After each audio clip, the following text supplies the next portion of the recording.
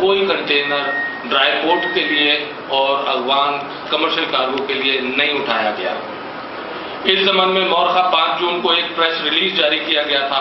Cargo کی ترسیل بند کرنے کی وجوہات میں FBR کی طرف سے کسٹمز ایکٹ میں مجوزہ ترامیم کے لیے پیش کردہ فائنانس بل ہے، جس کی کلوز 4(1) میں مال کی باربرداری کے دوران اگر مال چوری ہو جاتا ہے یا گاڑی اغوا ہو جاتی ہے تو ایسی صورت میں ایسے حادثات یا واقعات اسمگلنگ کی تعریف میں لائے جانے کی کوشش کی جا رہی ہے۔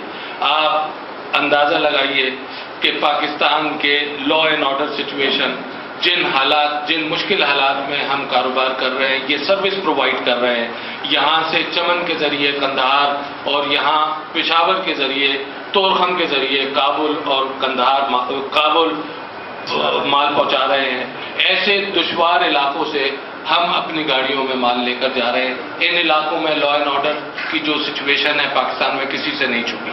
ایسے مشکل حالات میں اگر وہاں پہ کوئی ڈکیتی ہو جائے یا ہماری ڈرائیور سے کوئی گاڑی چھین کے لے جائے، مال چھین کے لے جائے، تو کسٹمز FBR اس کو اسمگلنگ کے زمرے میں لانا چاہتی ہے، یعنی وہ کسٹمز ایکٹ میں امینڈ کر رہی ہے کہ کسی بھی صورت اگر ہم نے مال افغانستان نہیں پہنچایا تو وہ چاہے ڈاکو مال چھین کے لے کے گیا ہو، چاہے وہاں مختلف کسی بھی وجہ سے، بس وہ کہتے ہیں کہ کسٹمز ایکٹ میں بانڈڈ کیریئر کو اسمگلر کہا جائے گا۔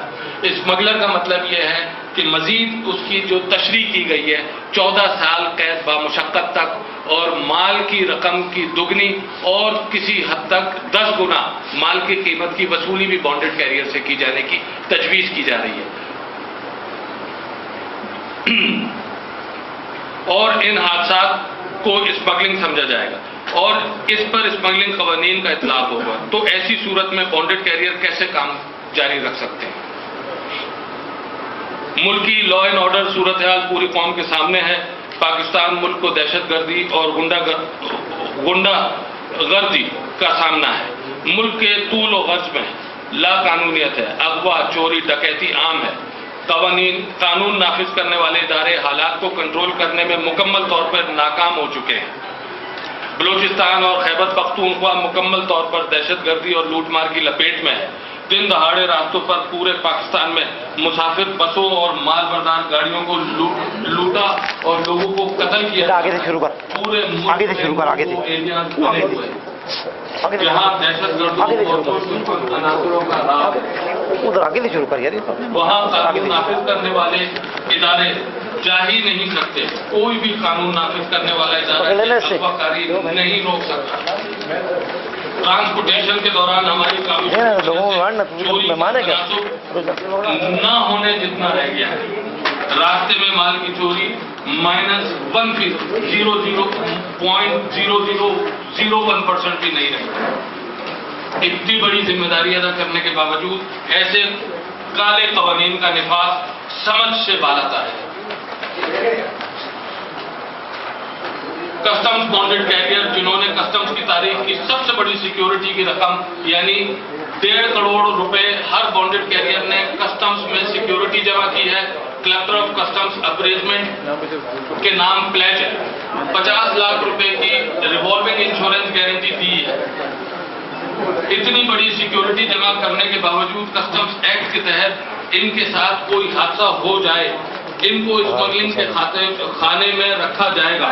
اس کا مطلب یہ ہوا کہ بانڈڈ کیریئر اسمگلنگ کے مقدمات کا سامنا کریں گے۔ کسٹمز بانڈڈ کیریئر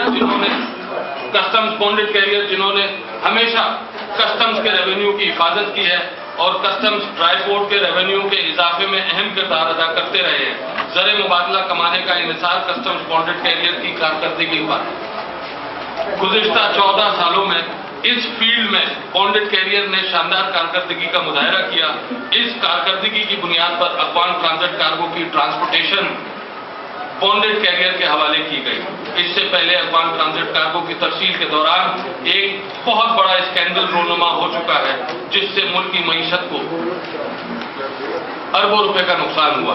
गवर्नमेंट ने जब से ये जिम्मेदारी बॉन्डेड कैरियर को दी है, बॉन्डेड कैरियर्स इंतहाई जिम्मेदारी से ये फराइज अंजाम दे रहे हैं और कस्टम्स रेवेन्यू की जिम्मेदारी भी है। इतनी जिम्मेदारी के बावजूद इस किस्म के कवानीन का बनना निजी शोबे को तबाह करने की साजिश है, जिससे ट्रांसपोर्ट इंडस्ट्री को नाकाबिले तलाफी नुकसान पहुंच रहा है। तकरीबन 2 लाख अफराद का रोजगार मुतासिर हो रहा है। ये हुकूमती इक़दाम कौमी खजाने को नुकसान पहुंचाने की गहरी साजिश है। हम गुज़िश्ता 10 माह से FBR के साथ खतो किताबत कर रहे हैं। एफ्टा 2010 यानी Afghanistan Pakistan transit trade agreement 2010 के तहत कवानीन मुरतब किए जाएं।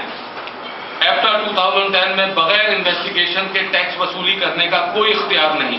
इसके बावजूद कस्टम्स हुक्काम चोरी डकैती की सूरत में जबरन टैक्स वसूल कर रहे हैं।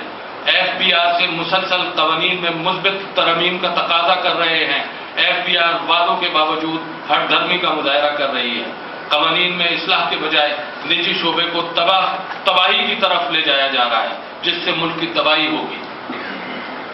FBR अपने अफसरान को नवाजने के लिए मुख्तलिफ हथकंडे इस्तेमाल कर